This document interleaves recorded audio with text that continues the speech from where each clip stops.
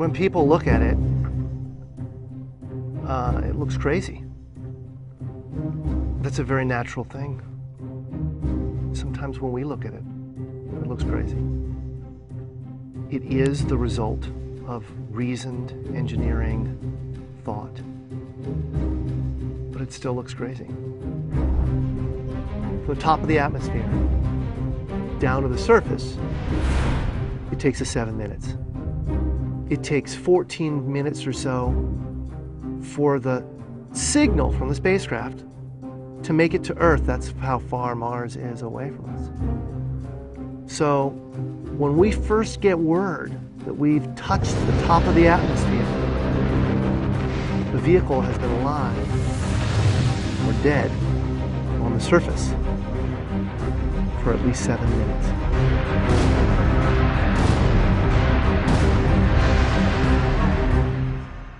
Entry, descent, and landing, also known as EDL, is referred to as the 7 minutes of terror because we've got literally 7 minutes to get from the top of the atmosphere to the surface of Mars, going from 13,000 miles an hour to 0 in perfect sequence, perfect choreography, perfect timing, and the computer has to do it all by itself with no help from the ground.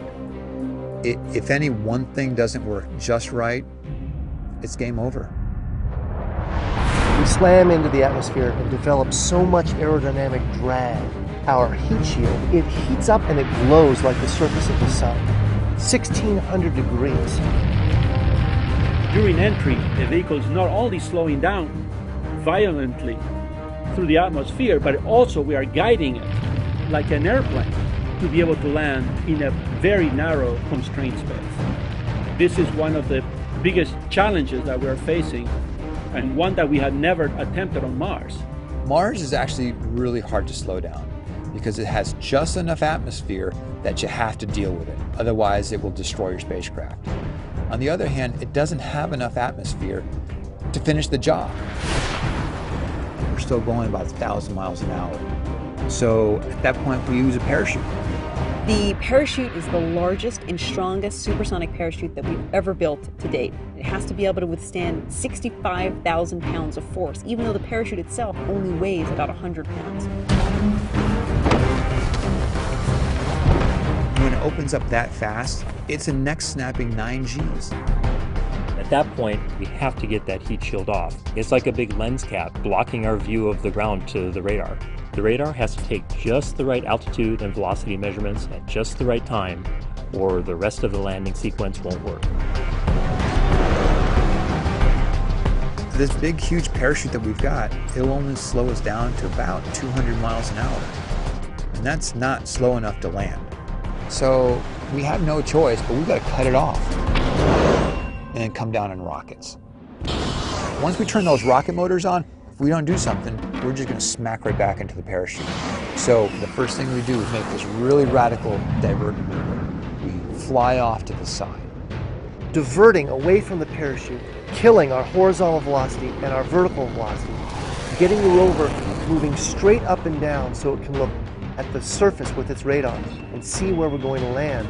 And we head straight down to the bottom of a crater, right beside a 6-kilometer high mountain.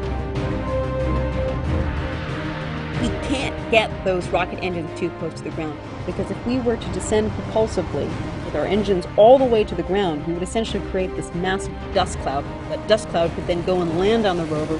It could damage mechanisms and it could damage instruments. So the way we solve that problem is by using the sky crane maneuver.